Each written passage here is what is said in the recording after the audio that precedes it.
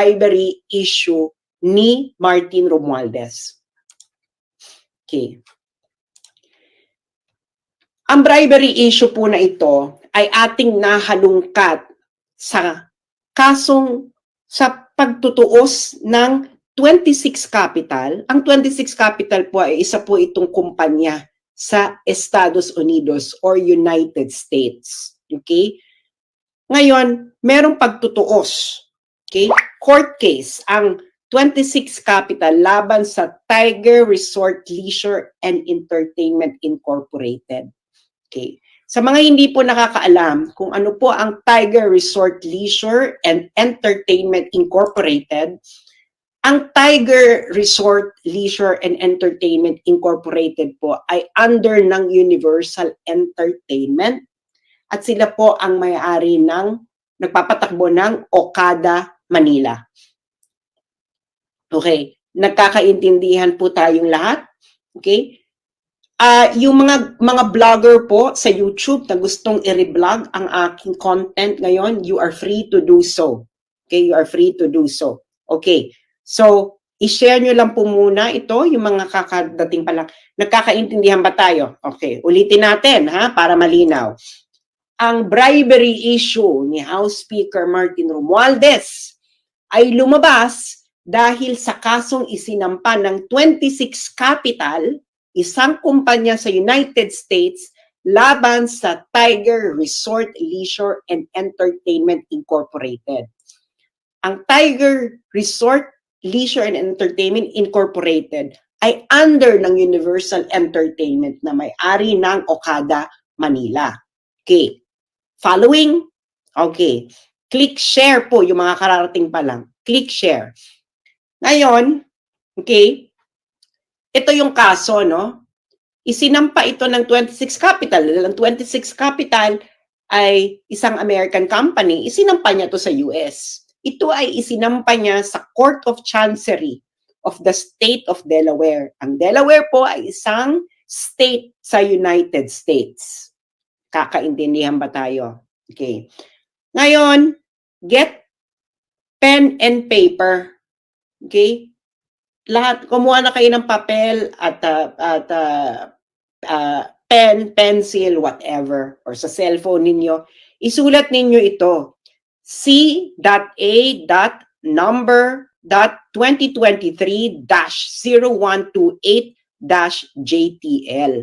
Dahil yan po ang reference ng kaso na ito sa Court of Chancery of the State of Delaware. Yang may naka-box na nakalagay sa loob ng pulang box. Isulat nyo na yan, screenshot nyo, para mamaya ma-google nyo at mabasa nyo ito. Ito po ay mababasa ninyo ang buong kaso, pati ang kasong isinampa ng 26 Capital. Okay. Are you following me, guys? Okay? Sabihin nyo lang sa akin kung hindi nyo maintindihan na dahil tatagalogin ko ang lahat at ito ipapaliwanag ko sa isang payak na pag-e-eksplika para ang bawat isang Pilipino, mapamasa man, mapa-elitista man, mapa-intellectual man o mapatambay ay maintindihan ito ng buong-buo. Kaya i-share nyo na ito. Okay. Ngayon, ano ang gusto ng 26 Capital na isang American company mula sa Tiger Resort Leisure and Entertainment Incorporated sa isinampa nitong kaso sa Court of Chancery State of Delaware? Ang gusto ng 26 Capital ay ang tinatawag na specific performance of closing the Special Purpose Acquisition Company, o tinatawag na SCAP, sa pagitan ng 26 Capital at ng Tiger. Okay. Ang storya po kasi niyan, ang 26 Capital at ang Tiger dapat ay magkakaroon ng merger. Okay? Yan lamang ang pinakamadali nating pag-usapan. Medyo complicated ito, pero itanong nyo po ito sa may alam po sa corporate law sa United States kung anong ibig sabihin ng SPAC or kahit sinong mga abogado na kakilala nyo para ito ay mas lalo nyo maintindihan. Pero yan po ang pinakapayak na ating explanation right now. Ngayon, Marahil ay nagtatanong ang karamihan sa inyo, hindi ba? Ang tanong ninyo ngayon, lahat siguro ito ay logical na tanong, ano kinalaman dito ni House Speaker Martin malaman ng bawat isang Pilipino dahil ito ay isang isyong pinagtatakpan ng bawat isang congressman, bawat isang senador, at bawat isang mainstream media. So ito ang tanong, anong kinalaman dito ni House Speaker Martin Romualdez? Siyempre, di ba? Anong kinalaman niya dyan? Hindi ba? Ito po kasi ang kinalaman, bakit nadawit dito si Martin Romualdez. Sa kasong isinampa ng 26 Capital laban sa Tiger sa Court of Chancery ng State of Delaware, ang isa sa accusation ng 26 Capital laban sa Tiger ay ang bribery kay Martin Romualdez para impluwensyahan ang Philippine Supreme Court para ma-regain uli ng Tiger or ng Universal ang kontrol ng Okada Manila. Okay? Yan storya ng labanan ng kontrol ng Okada Manila. I-google nyo na lang yan dahil yan ay laban ng matandang Okada, ng Okada family. Okay? So, para dito lang, doon lang muna tayo ilimitahan. Okay? Kinailang ang accusation ng 26 Capital, ang Tiger at Universal Entertainment, okay, ay nag-bribery kay Martin Romualdez para impluwensyahan ang Philippine Supreme Court para makuha ng isang Okada faction uli ang kontrol ng Okada Manila. Naintindihan nyo? Ngayon, bakit ito ngayon ipinasok ng 26 Capital na issue? Kasi ang gawain na ito ay tinatawag sa Amerika na breach of ordinary course covenant. Ibig sabihin po ng breach of ordinary course covenant, ito ay labag sa practice, industry practice, okay, sa Amerika. Ang bribery po ay labag, okay, labag sa batas ng Amerika, kaya ito ay matatawag na breach of ordinary course covenant. Naintindihan niyo na, okay? Kaya dito napasok si Martin. Okay. At itong specific accusation na ito ng 26 Capital laban sa Tiger ay nabalita sa Japan Times noong August 1, 2023. Ito, Japanese firm accused of improper influence over Manila Casino. Japan Times po yan nagbalita. Hindi po ito basta-bastang publikasyon. Okay? Japan Times. Ngayon, nung pumutok ito last year, kasi August 1, 2023, July 2023, sinampa yung kaso sa Amerika. Nabalita August 1, 2023. Nung pumutok ang issue na ito ang sinabi ito ang naging response. Okay? Ito ang naging response ng ating honorable Congressman, House Speaker Martin Romualdez. Ever as a bribery scheme, and were you ever involved in it? Well, we've reached this point in our career, and we've went to dignify questions, queries, or allegations. And when it comes to fake news, we just don't dignify it, and we don't give it any credence. So there's no truth to it, and we just leave it at that. And we just try to focus on the issues that have credibility and. So narinig niyo yung sinabi niya. Ang sabi niya, ayaw niyang i-dignify ang issue na ito na ibinalita ng Japan Times dahil daw ito ay fake news. Okay? Yung mga kakarating lang, please share. Okay? Dahil fake news daw ito. Okay? Kaya hindi niya i-dignify. Sir, but were you ever contacted to appear in the case in the US? No. That's why I'm really very puzzled why this is even coming up. Sir, and you're also denying na on July 27, 2022, based on that report, Okada Manila officials allegedly brought some quote-unquote heavy luggage with, quote, an item to Romualdez. So I'd just like to get your reaction to that. Again, nothing of that sort ever occurred. That's why It didn't occur. Never. Okay, sir. Thank you. Thank you. So, papaalala ko yung sinabi niya ha, hindi raw nangyari yung heavy luggage issue. Ito raw ay fake news. Okay, yan ang sinabi ni House Speaker Martin Romualdez. Ngayon, naalala nyo, okay, yung kaso sinampan ng 26 Capital laban sa Tiger.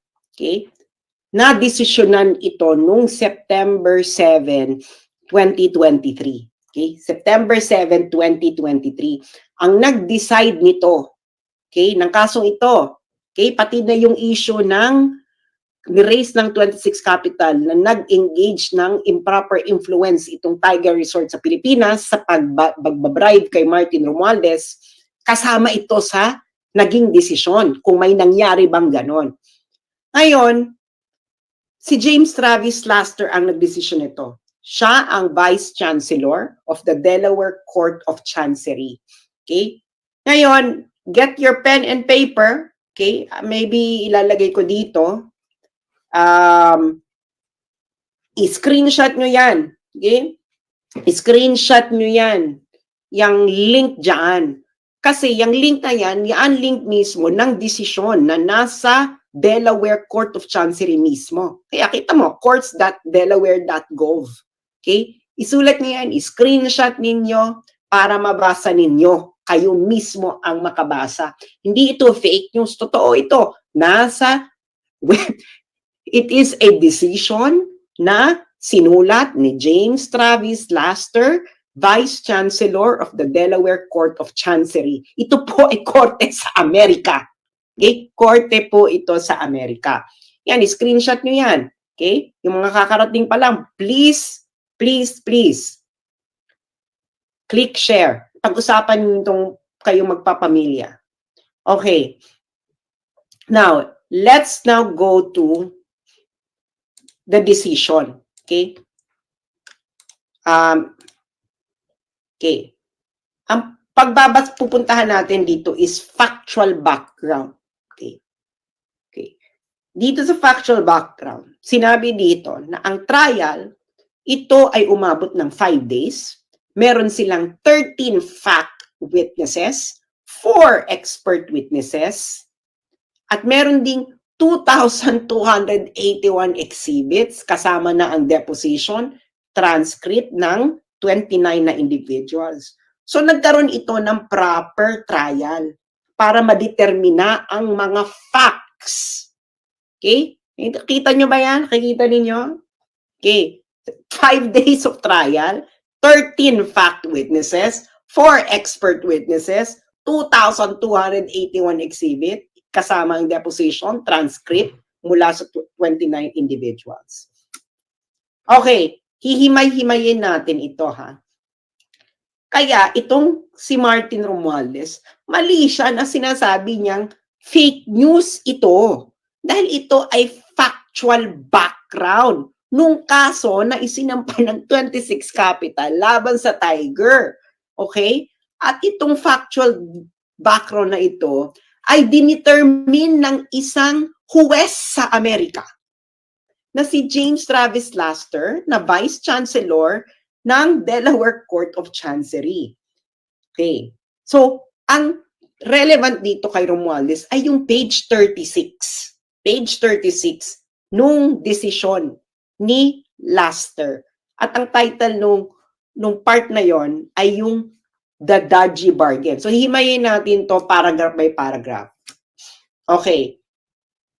So, makikita nyo dyan, no? Ewan ko kung malinaw sa inyo yung link nung kaso. Basta, ulitin natin para ma-screenshot ninyo, masulat nyo sa papel. Okay? Para, ayan. So, para masulat ninyo sa papel at kayo mismo ang pumunta sa korte mismo ng ng Delaware Court of Chancery para kayo na mismo kapag-download. At ang relevant kay Romualdez dito ay page 36. Okay, page 36. Okay. Okay, hihimay-himayin natin ngayon itong factual determination. Pupunta tayo paragraph by paragraph. Okay. Paragraph 1. okay, ng part na the dodgy bargain. Ang ibig sabihin ng dodgy ay suspicious, not above board, illegal, pangit, tsaka, ano ba mga pwedeng dodgy? Kaduda-duda, hindi kaaya-aya. Yan. Chararat. Okay. Okay, ito yung paragraph 1. Sabi sa paragraph 1, itong Universal at yung Tiger, okay, they attempted na makuha uli ang control ng Okada, Manila through a judicial process. Okay? Ngayon, yung Tiger, nag-file na sila ng motion for reconsideration sa Supreme Court. Okay? Kaso nga, nagkaroon ng takeover na yung matandang Okada. Okay?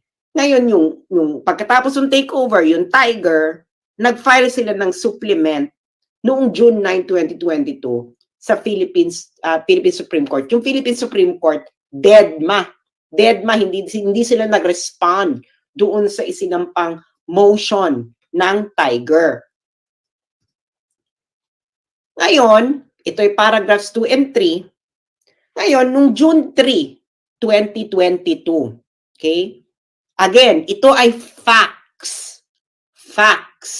Okay? Na dinitermina ni James Travis Laster, Vice Chancellor of the Delaware Court of Chancery, sa isang hearing, totoong trial, hindi ito kangaroo court na katulad sa Philippine Congress. Noong June 3, 2022, si Michelle Lazaro, okay, ay nag-suggest ng isang alternative sa judicial process. Okay? Si Lazaro ay director ng Tiger at corporate secretary rin siya ng Tiger. Okay. Yung isang director din ng Tiger na si James Lorenzana, kasabwat ni Lazaro, ay pareho daw nasa elite circles ng Pilipinas. Ngayon, itong si Lazaro, si Michelle Lazaro, nag-email siya kay Asano, Takeuchi, at isa pang Universal Director. In-explain ni Michelle Lazaro sa mga Hapon na ito, okay, na siya, si Michelle Lazaro at si James Lorenzana, ay may isang relasyon sa isang common friend na isa daw key figure sa Philippine politics na tumulong na rin daw dati sa Universal. Okay? At ito raw ang best option ng Universal para makuha uli ang kontrol ng Okada. Okay. Yung batang Okada yan. Okay. Ngayon, ang sabi ni Michelle Lazaro sa email, the key person, our common friend, feels that my involvement moving forward is indispensable, such that he was reluctant to provide further assistance or to pursue any potential partnership unless her concerns were addressed. So ang sabi ni Michelle Lazaro, kailangan si Michelle Lazaro sa deal na ito. So ang ibig sabihin niya kung anong kailangan involved si Michelle Lazaro, yan ang sinabi daw sa kanya ni Martin Romualdez. Anong evidence ang nakuha nila dito? Yung email mismo ni Michelle Lazaro. Okay? Kasi sa Amerika po, meron pong tinatawag na discovery proceedings. Okay? Ibig sabihin ng discovery proceedings, lahat ng evidence na kailangan mo sa kalaban mo ay pwede mo makuha, emails, text, etc. Kaya nakita nyo yung ni Amber Heard saka ni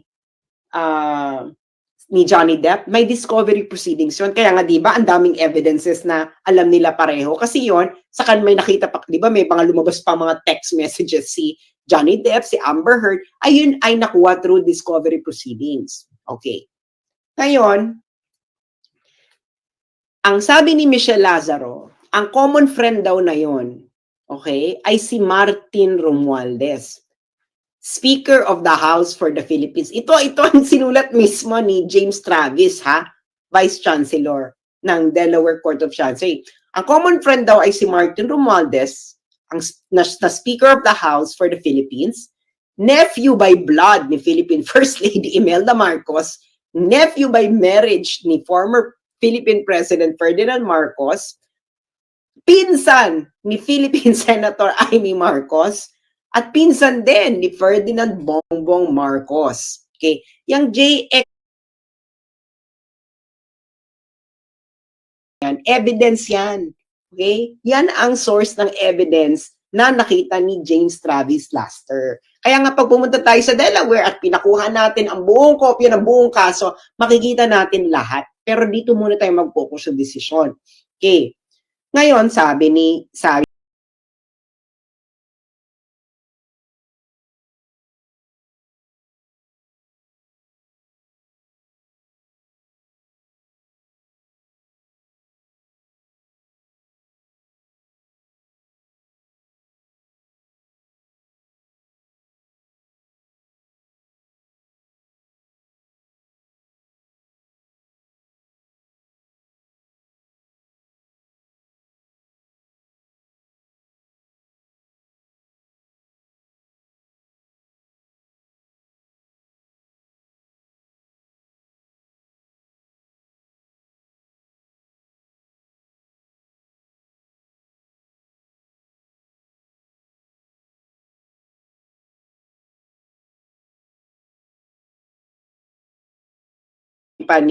sabi pa ng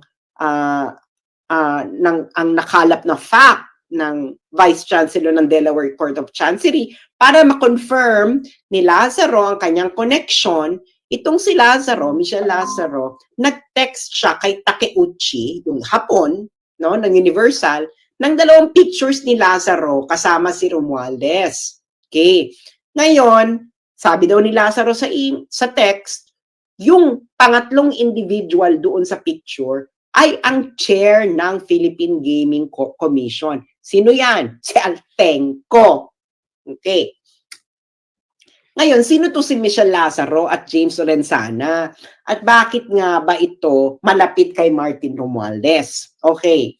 Itong si Michelle Lazaro ito ay anak ni Lolong Lazaro na isang close friend ni Martin Romualdez. Okay, i-google nyo ito. Nung namatay si Lolong Lazaro, itong si na tatay ni Michelle Lazaro, itong si Martin Romualdez ay nag-deliver pa ng eulogy sa tatay sa pagsalamay ng tatay ni Michelle Lazaro. Itong si James Lorenzana ay fraternity brad ito ni Martin Romualdez sa Upsilon Sigma Phi. Kaya ganyan sila kalapit kay Martin Romualdez. Okay, paragraph 5. Ngayon, yung email ni Lazaro ay meron daw term sheet. Okay, ito ang mga demands ni Lazaro. Dapat si Lazaro at Lorenzana ay kailangan tumanggap sa Tiger ng $35,000 per month. Okay. Ito yung mga condition ni Michelle Lazaro para si Martin Romualdez ay tumulong. Okay? Ay tumulong. Okay? Kailangan daw si Lazaro Lorenzana ay magkaroon ng bayaran ng $35,000 per month net of taxes. Ibig sabihin, kailangan bawas na yan ng tax, ha? 35,000 net na yan. Ngayon, yung board ng Tiger ay kailangan palawakin daw, kailangan maging 30 ng miyembro at kailangan si Lazaro at Lorenzana ay may karoon ng karapatan na mag-designate ng 6 na members doon sa 13 members. At ngayon, meron pa sila ibang dinamay na officers na kailangan din bigyan ng pabuya, si Yip at Van der Sande. Okay. At of course, okay, inapprove itong terms ni Lazaro. Okay? Itong mga terms ni Lazaro, again, ulitin ko, mga terms niya to para itong si Martin Romualdez ay tumulong. Okay? Ngayon, si Fujimoto, pinirmahan din to. Nakikita niyo yung mga JX665, J656, JX656. These are references. References po ito sa mga documentary evidence na nakalap ng Delaware Court of Chancery. Okay.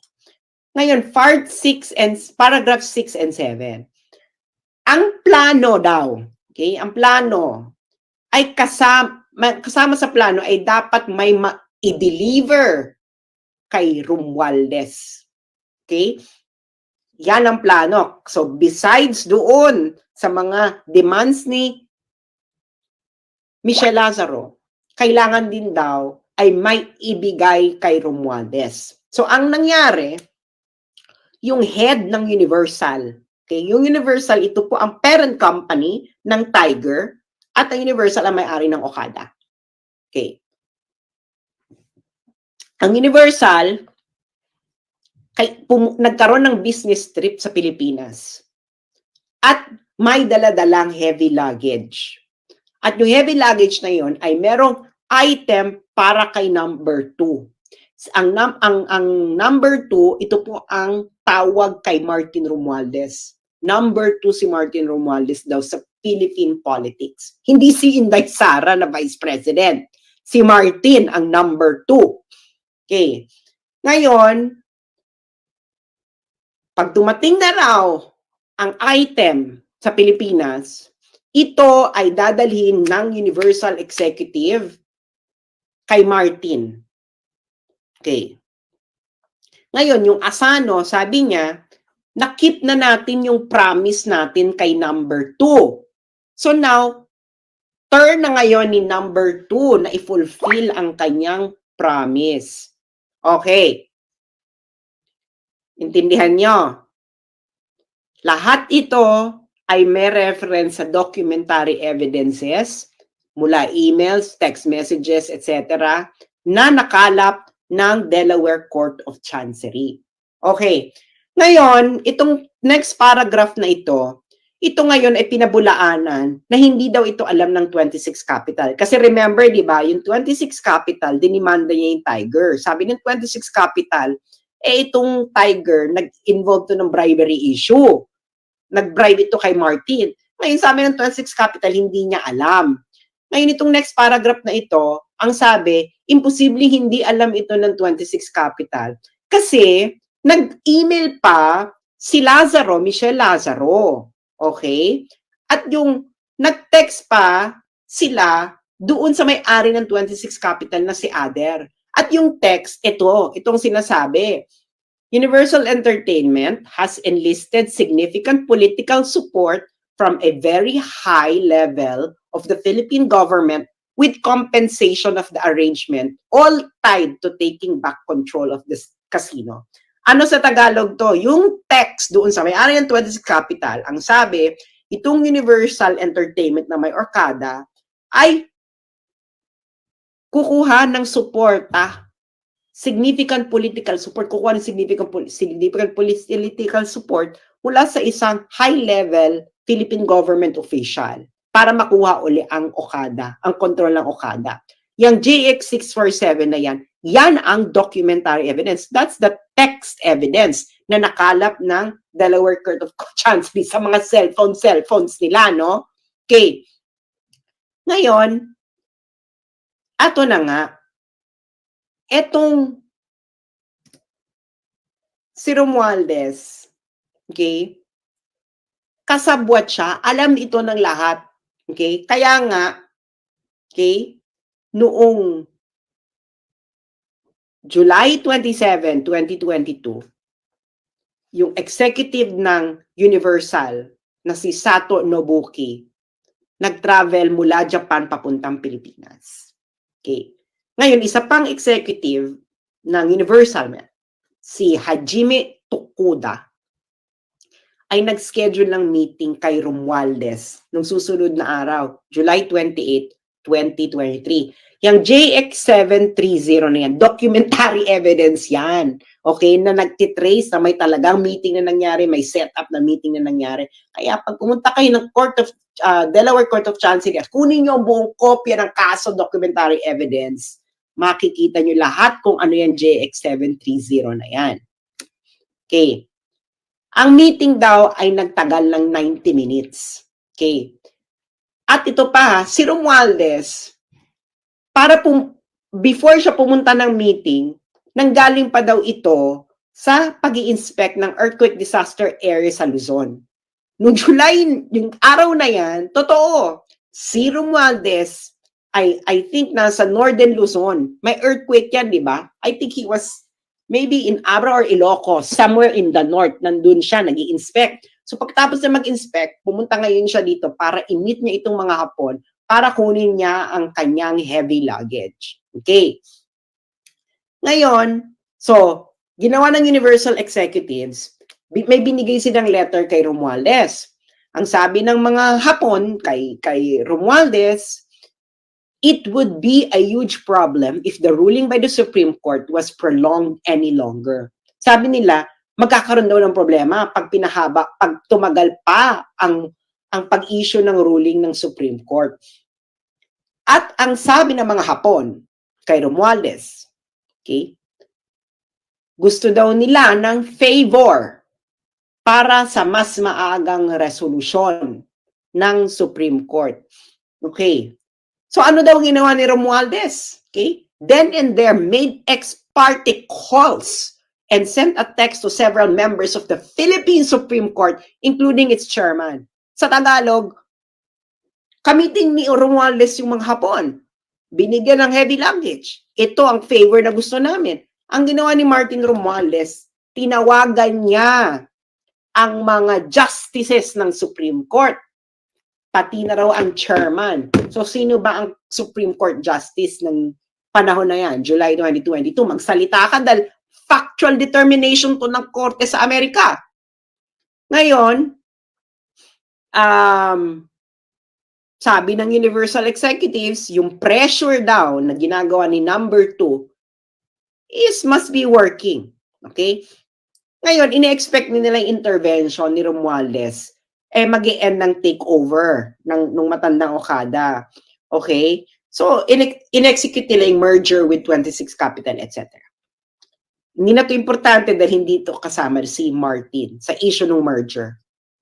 Okay. Sabi ni James Travis Laster, no one addressed the legality of this type of arrangement in the Philippines. Kasi illegal to sa Amerika. Okay? Naintindihan niyo yung sinabi ng judge sa Amerika? Walang nag-address kung ito ba ay legal sa Pilipinas. Malamang illegal sa Pilipinas, hindi ba? Pero itong si Lazaro at Lorenzana, nakabarkada ni Martin Romualdez, ay nag-broker ng dodgy bargain. Ibig sabihin ng dodgy bargain, illegal na bargain. Okay? Na kung saan, in-offer nila sa Tiger, sa may-ari ng Okada, na magi-intervene si Martin Romualdez. Basta si Lazaro at Lorenzana ay bibigyan ng increased control ng Tiger, bibabayaran ng 35,000 per month, magkakaroon ng maipapasok silang mga tao sa Tiger Corporation at ang pinakahuli ay dapat may ibigay kay Romualdez. Uulitin ko, ito ay factual determination na ginawa ni James Travis Laster, Vice Chancellor of the Delaware Court of Chancery. Ngayon, eto na ang maganda. Noong trial daw, ito paragraph 13, noong trial daw, itong Universal, yung mga Hapon, okay? Iniiwas nila na bribery yung ginawa nila, na yung heavy luggage ay bribery kay Martin Romualdez. Okay. Sabi ng mga Hapon, ng mga witnesses, yung heavy luggage daw ay mga dokumento lamang daw ang laman. Ito daw ay document ng mga court cases. At kailangan daw itong dalhin by hand, okay? Kasi wala daw printer. Wala daw printer ang Tiger. Okay? Kasi yung Tiger, nung nasipa sila sa Okada, ng matandang Okada, nawalan na raw sila ng printer. Kaya kailangan daw, i-print daw ng mga Hapon sa Japan ang kopya ng mga kaso at i-deliver sa loob ng luggage. Anong sabi ni James Travis Laster sa palusot na ito ng mga Hapon na witnesses? Anong sabi? ni James Travis Laster, ayan, inilagay ko sa pulang box. The testimony was not credible. Sabi niya, hindi credible na ang testimony ninyo na ang heavy luggage ay hindi bribery. Yun ang ibig sabihin nun. Bakit? Sabi ng judge. Una, sabi ng judge ni James Travis Laster, ang mga lawyers ninyo may printer. So bakit kailangan nyo mag-print sa Japan? Number one. Second reason ng judge, ang Philippine law naman, pinipermit ang electronic versions ng mga kaso. So bakit kailangan nilang i-print, di ba? Pwede naman ang electronic version sa under Philippine law. Pangatlo, nag-file na raw ang Universal ng mga documents, okay, para sa lawsuit. So bakit pa kailangan nyo mag-print? Ikaapat, ngayon, bakit ang senior executive ng Universal ang kailangan magdala ng mga printed documents papunta dito kay Romualdez? Meron naman kayong courier. Ikalima, sabi ng judge, yung mga emails ninyo sa Universal, ang sabi ninyo, yung daladala ninyo ay item. Ito ay napaka-weird na word para sa documents. Actually, yung mga emails daw ng Universal, punong-puno daw ito ng mga codes katulad ng heavy luggage. Si Martin Romualdez ang tawag number 2. Okay? Bakit kailangan nyo magkaroon ng maraming katsakahan na iba't ibang words para lang sa court documents? Kung court documents talaga yan. At ito ang pinaka sinabi ng judge. Noong minute ng Universal Executives, nung mga Hapon, si Romualdez, ipinakita nila nga ang letters ng 26 Capital at isang pang kumpanya tungkol sa deal. Pero ang mga letters naman yun ay hindi mabigat. Kaya, itong si James Travis Laster, ang kanyang factual determination, ang heavy luggage na yan, ay part ng dodgy bargain. Sa madaling salita, ito ay bribery. Gusto ko lang sabihin mga kababayan, na sa trial na ito, hindi nag-deny ang mga Hapon na minit nila si Martin Romualdez noong July 2022 at meron silang dalang heavy luggage. Nagpalusot nga lamang ang mga Hapon na ito sa judge sa Amerika na ito hindi bribery, pero hindi naniwala dito ang judge sa Amerika. Kaya mga kababayan, nakakalungkot ito. Sangkot dito ang Korte Suprema, sangkot dito ang House Speaker ng Pilipinas, at of course, ang presidente ng Pilipinas, yung pinsan mo, tinotolerate mong ganito. Ito ba ang bagong Pilipinas, Bongbong Marcos? Ito ay kaso, factual determination, na ginawa sa isang korte sa Amerika at hindi sa mga kangaroo court ninyo. At itong pinaka nakakalungkot na sinabi ng judge sa Amerika na si James Travis Laster. Ang sabi niya dito, ang mga outcomes daw sa Philippines, sa Philippine courts, ay naaapektuhan ng political influence. Kaya itong 26 Capital, parang kung dalhin mo to sa Pilipinas, wala ring mangyayari. Kung dalhin mo kung halimbawa mag-utos si James Travis Laster na ituloy niya yung deal niya sa Tiger, malabong i-honor ito sa Pilipinas dahil nga ang outcomes pala sa Pilipinas na iimpluwensyahan ng mga politiko. At yung mga kalaban daw nitong 26 Capital, gumawa na nga ng dodgy bargain or bribery para makuha yung political influence. So, porke pa? Wag na raw, yung remedy na ituloy, yung i-close yung deal, hindi na kailangan, ay malabong mangyari. Na-gets niyo? Nag-gets niyo yung sabi?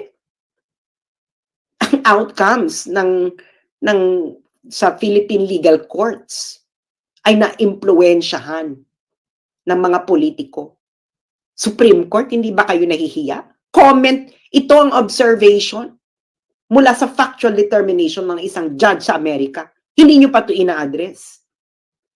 Pinag-uusapan na ito ng mga sikat na abogado, mga law firms sa Amerika dahil nga napaka-bizarre daw ng mga facts dito. Lalo na itong involvement na ito ni number 2, ni House Speaker Martin Romualdez. So ang tanong ko mga kababayan, sino ngayon ang fake news sa bribery issue? Ang laway ni Romualdez o ang factual determination ni James Travis Laster na Vice Chancellor of the Delaware Court of Chancery? Sino? Sino ang fake news? Si Martin o yung judge sa Amerika? Ngayon, mga kababayan, bakit sa tingin nyo ayaw itong pag-usapan ng mainstream media? Bakit yung mga senador-senador na malilinis sa katulad ni Risa Ontiveros ayaw nyo itong pag-usapan? Bakit si Trillanes ayaw itong pag-usapan? Bakit ayaw nila itong pag-usapan? Isa itong fact na na-establish sa isang kaso sa Amerika. Ayan, nakikita nyo dyan ang link. I-screenshot ninyo, puntahan nyo yan sa Google, i-search ninyo yung link, puntahan nyo yan, i-type nyo sa search bar. Yan, i-screenshot nyo yan, pumunta kayo ng page 36 ng decision para mabasa ninyo ang ating diniscuss ngayong gabi dito. So, mga kababayan, please lang pag-usapan ninyo ito. Ito ba ay tama? Kakaumpisa mo pa lang ni Martin Romualdez umupo. Ang ginawa niya na ginamit niya ang kanyang pwesto para siya ay magpayaman. This is plunder. Kakaumpisa mo pa lang, Martin Romualdez, nag-commit ka na ng plunder. July, my God, hindi pa umiinit yung titi mo dyan sa Kongreso, ginamit mo na yung posisyon mo para sa corruption. Ang sama ng ugali mo. Tang-ina ninyong mga Marcoses at Romualdez. Ang dapat sa inyo ay dapat gawin sa inyo ng mga Pilipino ang hindi nila nagawa nung EDSA 1. Wala na sanang Hawaii na mangyari. Kung papalarin ang mga Pilipino na maglakas sila ng loob para masipa uli kayong mga magnanakaw na mga Marcoses at Romualdez. Napaka-corrupt ninyo. Tang-ina. Ayan puntahan nyo yan. I-screenshot nyo yung link na yan, i-search ninyo yan, puntahan nyo yung page 36. Tanungin ninyo mga sarili ninyo, bakit tahimik ang Catholic Church tungkol dito? Bakit tahimik ang mga elite na schools, Ateneo, UST, Lasal? Kasabwat na ba kayo ng mga pagnanakaw ng mga Marcos at Romualdez? Mga mainstream media, ba't tahimik kayo? Fact ito determined by a US judge na nagkaroon ng trial, nagkaroon ng evidence, ng mga documentary evidences. Ayun lang po, maraming salamat mga kababayan. At sana, screenshot niyo yan, basahin niyo yan, page 30, pag-usapan niyo ito, i-share niyo itong video na ito, puntahan niyo yung desisyon na yan sa korte mismo ng Delaware. Maraming salamat po at magandang gabi.